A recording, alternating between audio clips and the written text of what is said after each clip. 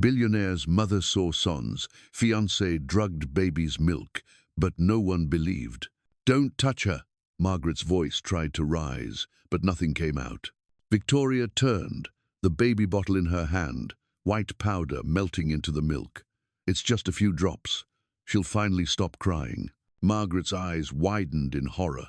She slammed her weak hand on the wheelchair control, desperate to move. The wheels creaked, inches closer. Victoria's smile vanished. "You should have stayed out of this." She shoved the chair hard. The crash was deafening. Margaret hit the floor, pain splitting her skull. The baby screamed. Victoria whispered, "Now, everyone sleeps." And that's how evil entered their home. What would you have done in his place? Welcome to Emotional Echoes, a channel where emotions come alive and every story leaves a lasting echo in your heart. Please subscribe to Emotional Echoes channel. Help us reach 1,000 subscribers so more souls can feel these stories. Stay with my video till the very end and let me know where you're watching from so I can see how far this story spreads. Now, let me tell you, the night a mother lost her voice but found the truth. Margaret Ellison sat in her wheelchair, the quiet hum of the baby monitor beside her. From the reflection on the nursery glass, she saw Victoria Hale standing by the crib. The woman's hand trembled slightly as she crushed small white tablets and stirred them into Emma's bottle of milk. For a second, Margaret thought she was imagining it. But when Victoria whispered softly that the child would finally sleep through the night, Margaret's heart froze. She tried to move her hand to the control button on her chair. Her fingers barely twitched.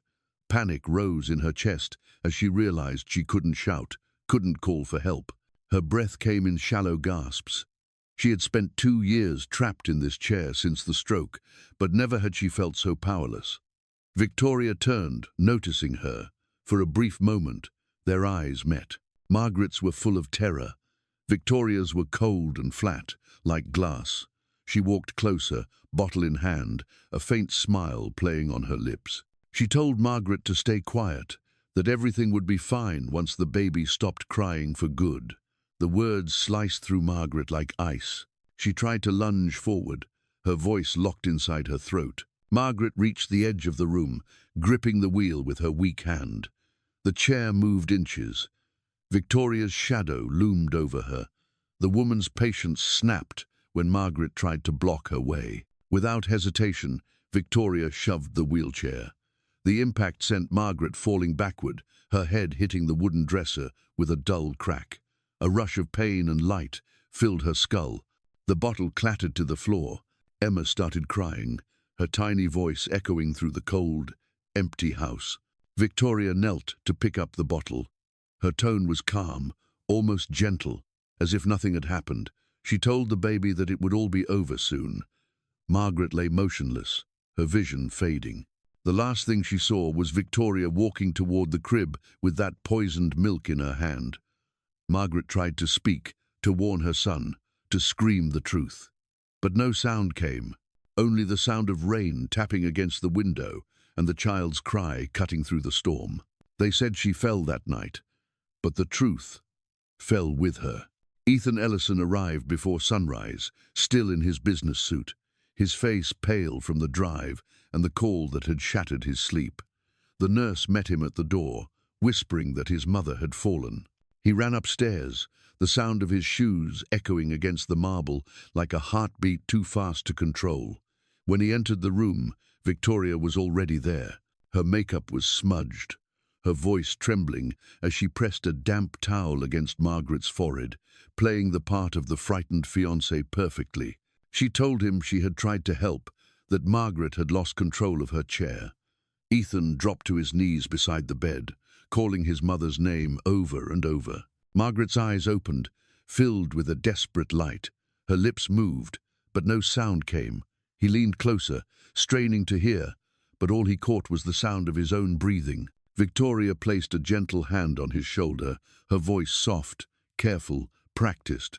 She said she had called the doctor right away, that it wasn't anyone's fault. For a brief second, Ethan looked up at her. There was something too calm, too controlled behind the tears. A flicker of doubt passed through him like a spark in the dark. but it vanished as fast as it came. He told himself he was just exhausted, that guilt was making him imagine things. Victoria met his eyes, and the mask of tenderness held perfectly. The doctor arrived minutes later. He examined Margaret and said her vital signs were stable, but the head injury had likely worsened her speech loss. Ethan nodded, his jaw tight. He said he would stay by her side. Victoria stood near the window, her silhouette outlined by morning light. She asked the doctor questions in a tone so full of concern that even he thanked her for her attentiveness. When Ethan turned to her again, the earlier doubt dissolved completely. She looked like the kind of woman who couldn't hurt a soul. Margaret tried to lift her hand, her fingers trembling as they traced invisible letters against the blanket. Ethan didn't notice. Victoria leaned forward, gently tucking the sheet higher, hiding the movement.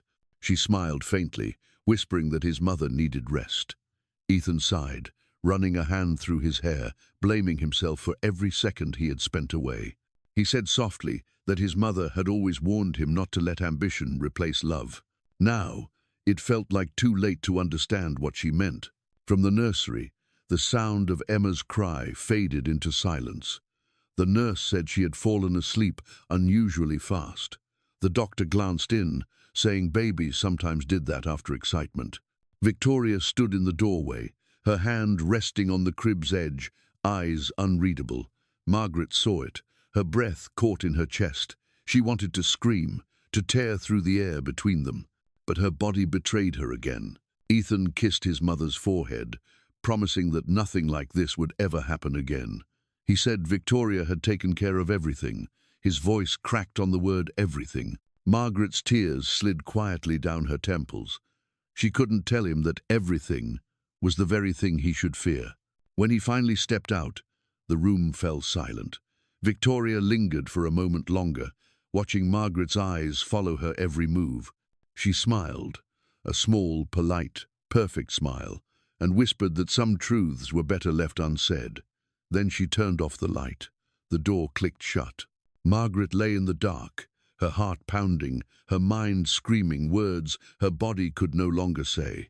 Margaret lay in bed, her head propped up by pillows. Her right side was still, her voice gone, but her mind was wide awake. Every sound in the house made her tense. The ticking clock on the wall, the distant footsteps, even the soft creak of the door. She had learned to read time by the sound of that clock. She knew Ethan left for work at 8. She also knew Victoria waited until he was gone before she changed her smile. The new nurse arrived that morning. Grace Turner, young but calm, with a gentle way of moving. She greeted Margaret softly and adjusted her blanket, then placed a notebook beside the bed for communication. Margaret wanted to write, but her right hand wouldn't obey. Her left hand trembled as she tried to lift it. The fingers brushed the fabric, forming shaky lines. Grace leaned closer, realizing the movement wasn't random. Slowly, the letters took shape. Help. Grace froze.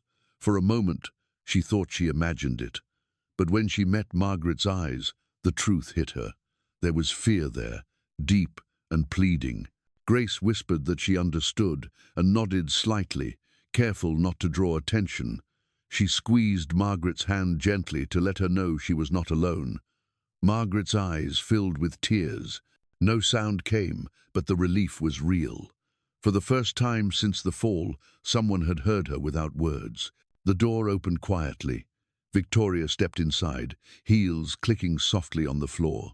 Her perfume filled the air before she spoke. She asked if everything was fine, her voice sweet but sharp underneath.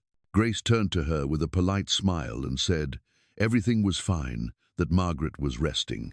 Victoria's gaze drifted from the nurse to the patient, studying both with quiet suspicion.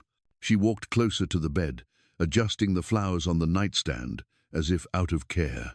Then she said softly that she appreciated nurses who minded their business, that some people didn't last long in this house if they liked to talk too much. The words were smooth, but the meaning was cold. Grace stood still, her heart pounding. Margaret's fingers tightened slightly in response, her way of warning Grace not to react.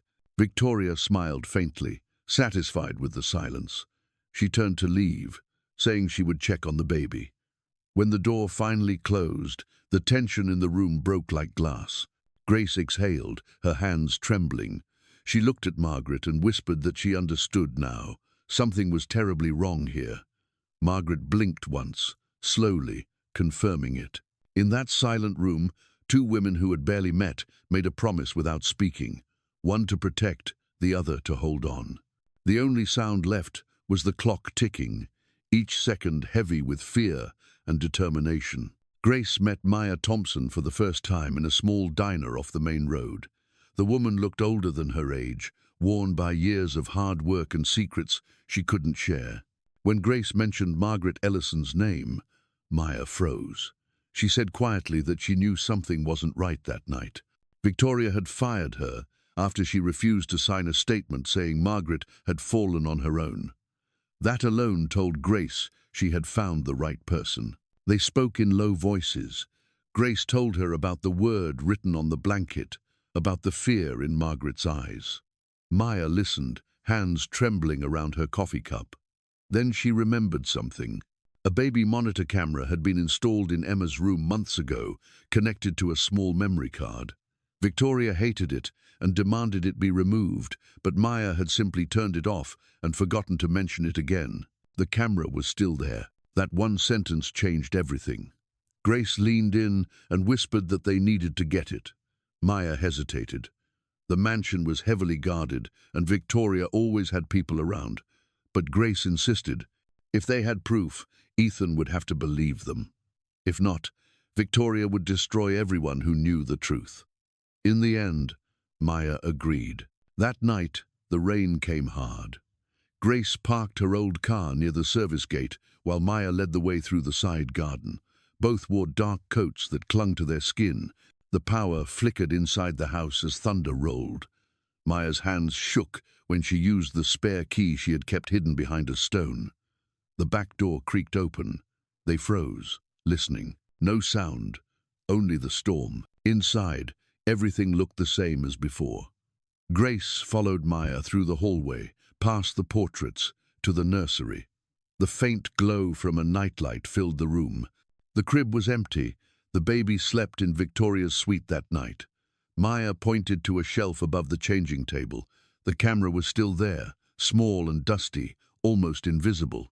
Grace climbed up, unscrewed the panel, and pulled out the tiny memory card. Her hands were slick with sweat. It felt like holding a piece of truth itself. They almost made it out when footsteps echoed from the main hall. Voices, faint, but getting closer. Grace's heart pounded. Maya motioned her toward the side corridor. They hid behind the door to the laundry room, barely breathing. Victoria's laugh carried down the hallway, sharp and familiar. She was on a late phone call, her tone dripping with confidence. The sound of her heels passed, then faded. Grace looked at Maya. They didn't speak. They just nodded. They slipped out the back door, running through the rain, clutching the memory card as if it were life itself. The storm drenched them, but neither cared. For the first time, they had something real, a fragile piece of hope that could shatter everything or save them all. Victoria Hale always sensed when power started to slip away. That morning, she walked into the nursery and saw the small space where the baby monitor used to be. Her pulse stilled for one sharp beat, then steadied. She smiled faintly. Someone had been in her house. Someone thought they could outsmart her. She closed the door and locked herself inside her office. Her reflection in the dark glass looked calm, but beneath it her mind was working with ruthless precision. She turned on her laptop and scanned through security logs. Maya Thompson's old login appeared, still linked to the household system. That was all she needed. Her fingers moved fast, planting traces of stolen company data in Maya's files. Within minutes, she crafted the perfect story. The loyal maid turned bitter thief. Margaret, lying in her room, felt the shift in the air before anyone said a word. The house was quieter, heavier. Victoria hadn't visited her that morning. It was never a good sign when she didn't. Through the half-open door, she saw movement police uniforms, Grace's frightened face. Margaret's stomach twisted. She tried to move her hand, but it only trembled uselessly against the blanket. Maya's voice echoed down the hall, pleading, confused. She kept saying they were making a mistake, that she hadn't stolen anything. Victoria appeared behind the officers, her hand pressed to her chest, eyes wide in fabricated disbelief. She whispered that she couldn't understand what was happening, that Maya had always been kind to them. Her performance was flawless.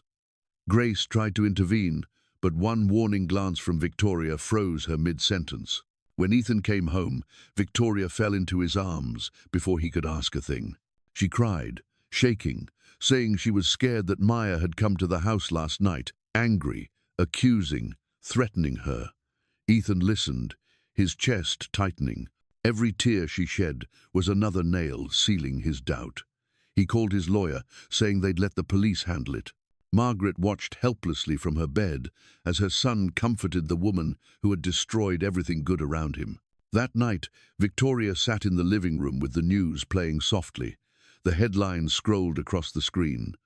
Former maid charged in corporate data theft. She let out a small, trembling laugh and turned the volume down. In the reflection of the TV, her own eyes stared back at her, calm, dark, victorious. Yet beneath that calm, something flickered, a whisper of fear, the kind that comes when evil begins to feed on itself. Upstairs, Grace checked on baby Emma. The child's breathing was shallow again. Her tiny body twitched in sleep. Grace's heart dropped. She looked toward Margaret's room and saw the older woman awake, tears glistening under the low light. Their eyes met, and Grace understood without a word. It was happening again. Victoria appeared in the doorway, her tone sweet as she asked how the baby was. Grace answered carefully, her voice low, but Victoria cut her off, saying children got sick all the time. She smiled and thanked Grace for her dedication, then added that the stress of the household was starting to affect everyone. The words were gentle, but the message beneath them was clear: stay quiet. After Victoria left, Grace leaned over the crib, whispering that she wouldn't let it happen again. She took the milk bottle and sniffed it, catching a faint, bitter scent. Panic surged through her. She poured the milk into the sink and replaced it with fresh formula, then held the baby close, her own hands trembling. In her room, Margaret heard every sound: the soft footsteps, the faint clink of glass, the hush of Grace's whisper. She wanted to scream her gratitude, to tell her she wasn't alone. But her body refused her again. All she could do was cry, silent and shaking. Victoria walked past the nursery one last time before bed. The air smelled of lavender, the night calm. She stood in the doorway and stared at the crib, expecting to see the child asleep. Instead, she saw Grace sitting beside it, awake and alert. Their eyes met for a long, heavy second. Victoria smiled, but this time it didn't reach her eyes. She turned and walked away, her footsteps fading into the darkness. Inside her chest, the calm cracked. For the first time, she felt something she didn't understand, the faint tremor of losing control. Down the hall, Margaret's tears soaked her pillow. Her heart ached with fury and love all at once. She couldn't move, couldn't speak, but she made a silent vow that night. If she had to spend every breath left in her body to save her son and her grandchild, she would. Evil might win for now, but she would not die silent. Ethan stood in the middle of the ballroom, his face calm but his hands cold. The engagement party glowed with champagne and lies. Victoria shined brighter than the chandeliers, waving to cameras, smiling like Sin had a perfect face, but inside him something had already cracked. When his phone buzzed, he almost ignored it. Then he saw the message from Grace. 3 words. For your mother. He opened the link. The video loaded. The screen showed his mother's room quiet, dim, familiar. Then came the sound of pills being crushed. His heartbeat stumbled. He saw Victoria's reflection in the mirror, her hand steady as she stirred powder into the baby's milk. His mother's wheelchair moved, trembling, trying to reach her. Then the push. His mother's body hit the floor. The sound was dull but final. Ethan froze. His own breath vanished. He felt like he was falling through that same silence. He pressed replay. The baby's cry pierced through, desperate and sharp. Victoria turned in the frame, her eyes dark and empty. The camera caught her whispering something before leaving the room. He couldn't hear the words, but he could see the satisfaction in her face. Every second burned into him like acid. When the host called Victoria to the stage, Ethan's phone was still in his hand. He watched her wave, heard the crowd cheer, saw the press ready to write her perfection. She took the microphone, her voice trembling with fake gratitude, thanking Ethan for being her strength. He couldn't move for a moment. Then he walked up the steps, his legs shaking but his purpose clear. Victoria turned, smiling at him, whispering that he should stand beside her. But he didn't. He stood in front of her. He said quietly that there was something everyone needed to see. His tone made the room fall silent. He turned his phone toward the big screen behind them. The staff hesitated, but one signal from him was enough. The lights dimmed, the sound started, the ballroom filled with the image of truth. The video began to play, projected for hundreds of guests, reporters, and friends. At first, confusion spread whispers, small gasps. Then came the moment of the shove, the crack, the blood, the baby's scream.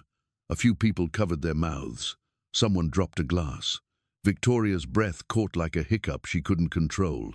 She tried to laugh, said it was edited, said someone wanted to destroy her, but her voice cracked, her smile shook, and Ethan just stared at her silent, pale, broken from the inside. He didn't yell, he didn't curse. He only said one line, slow and heavy. "You killed the two people who trusted you most. My mother couldn't speak. My daughter almost couldn't wake up." Victoria's knees buckled. She reached for him, tears spilling fast, not from guilt but fear. She kept saying she loved him, that she never meant harm. He stepped back, and the crowd stepped away with him, as if the lie itself had weight. Reporters recorded every second. The truth no longer needed words. Her face twisted as she realized there was no escape. The cameras were still rolling. The screens behind her replayed the shove again and again. Ethan's eyes glistened but didn't waver. He whispered that his mother tried to warn him, but he had been blind. He told her she almost destroyed everything good left in him, but she didn't win. Victoria dropped to her knees. She screamed that it was a mistake, that she had only wanted peace. Her mascara ran black down her cheeks. The crowd stayed frozen. No applause, no pity. The only sound was her sobbing and the faint hum of the projector looping the evidence of her cruelty. Ethan lowered his microphone and said softly that peace never comes from poison. Then he turned away, walking off the stage. Grace appeared near the door, her eyes red but steady. Their gazes met for a second, enough to say thank you without words. Behind him, Victoria collapsed as security approached. Reporters shouted questions that faded into noise. Ethan didn't look back. He walked through the corridor like a man walking out of a grave. He could feel the tears pressing behind his eyes, but they didn't fall until he reached the car. He sank into the seat, trembling, the weight of the truth finally settling into his bones. Grace climbed in beside him, holding her phone. She whispered that Emma was safe now. The nurse had taken the bottle away in time. Ethan covered his face with his hands. His voice broke as he said his mother was right all along. Grace touched his shoulder and said softly that sometimes silence screams louder than words. He nodded, eyes glassy. For a moment, neither spoke. The city lights blurred outside, reflected in his tears. He felt pain, guilt, relief, and something new, the beginning of forgiveness. Inside the ballroom, the chandeliers still glowed, but no one danced. The crowd whispered about the woman who had everything and lost it in one truth. And somewhere in the hospital, Margaret Ellison slept, her lips forming a faint smile, as if she knew her silence had finally been heard. Victoria Hale was taken away that night without a word. The cameras followed her through the flashing lights, but Ethan didn't stay to watch. He sat in the back of the car, hands shaking, mind quiet for the first time in months. The weight of truth had finally landed, heavy, but strangely clean. When he reached the hospital, the scent of antiseptic and rain filled his chest like a confession he had been waiting to make. Margaret lay in her bed, eyes half open, her hand resting near the call button she could never press. Ethan sat beside her, his throat tightening. For a long time, he couldn't speak. Then his voice broke into a whisper. He told her he was sorry for not seeing, for not listening, for believing the mask instead of the eyes that had raised him. His mother blinked, tears sliding down her temple. She tried to lift her hand, and he caught it halfway. He pressed his forehead to her fingers and said he would spend the rest of his life listening to what silence tried to say. Her lips trembled. It wasn't a smile, but it was peace. He knew she forgave him without words. For the first time, there was no guilt between them, only love, tired, scarred, but alive. Grace entered the room quietly with Maya behind her. Both women stood by the door, unsure if they should speak. Ethan turned, his eyes red but steady, and told them to come closer. He thanked them for their courage, for believing when he didn't. Grace looked at Margaret and smiled softly. Maya stood with her hands clasped, tears falling fast. She said she never stopped praying for the truth to come out. Ethan told them this house had been poisoned by fear too long, and that starting tomorrow, it would belong to kindness again. He asked Grace to help care for his mother, and asked Maya to return as part of the family, not as staff. Neither woman could answer at first. Grace simply nodded, while Maya covered her mouth to stop from crying out loud. For the next hour, they stayed together in that quiet room. No speeches, no promises, only breathing, forgiveness, and the sound of Margaret's faint heartbeat steady and alive. Outside, dawn began to rise over the city. The storm had passed. Light touched the edge of the hospital curtains, soft and gold. Ethan looked at his mother again, realizing that love doesn't die in betrayal. It only hides, waiting for truth to find it again. He whispered to her that Emma was safe, that the lies were over. Her fingers twitched once, faint but sure. It was enough. He held her hand until she fell asleep, and in that moment he understood that redemption isn't loud. It's quiet. It comes when guilt turns into gratitude, and when silence becomes the language of forgiveness. 1 year later, the Ellison mansion no longer felt heavy. Laughter echoed through its halls again, carried by children from the new Emma Foundation. What once was a home of silence had become a refuge for voices that needed to be heard. Ethan stood in the garden, watching volunteers set up art tables and therapy stations on the lawn. Grace moved among them, giving instructions with calm authority, while Maya greeted families as the new community director. Margaret sat in her wheelchair by the lake, wrapped in a soft blanket. Her hair was whiter now, but her eyes were brighter. Little Emma toddled through the grass, chasing butterflies that glowed under the late afternoon Sunday. Every time she laughed, Margaret's shoulders shook with joy. Ethan knelt beside his mother, resting his hand on hers. He told her the foundation was growing faster than he imagined. Children with disabilities were finding homes, single mothers were finding jobs, and young nurses were joining Grace's medical outreach program. Grace walked over and placed a report in his hand, smiling. She told him they had reached over 200 families that year. Maya joined them, her eyes full of quiet pride. The three of them stood together, a picture of what healing looked like when people chose kindness over vengeance. Ethan turned back to his mother, watching the light touch her face. He said softly that maybe God took her voice so she could save another's life.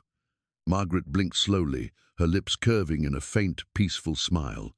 She didn't need to speak. Her silence had already built something louder than words. Ethan looked at Emma running in circles and thought of the night everything fell apart. Pain had broken him once, but it also rebuilt him into someone who could finally listen. As the sun dipped behind the trees, its reflection shimmered on the lake like a promise kept. The house stood quiet, but not empty. Every wall carried new laughter, every window opened toward hope. Ethan whispered a thank you, not to the past, but to the lesson it left behind. The lesson that truth, once freed, can heal everything it touches. In a world where power often silences the weak, one woman's silence spoke louder than all the noise. Margaret Ellison could not walk, could not scream, but her love reached through every wall of fear and found the light. Her quiet courage saved her son, her granddaughter, and the hearts of those who had forgotten what compassion sounds like. Ethan learned that sometimes the loudest truths are whispered, not spoken. Grace and Maya carried that truth forward, turning pain into purpose and silence into strength. And in the laughter of a child named Emma, the echo of that love still lives, soft but eternal. If this story touched your heart, don't forget to like, share, and subscribe to Emotional Echoes, because somewhere, someone is still waiting to be heard. Thanks for listening.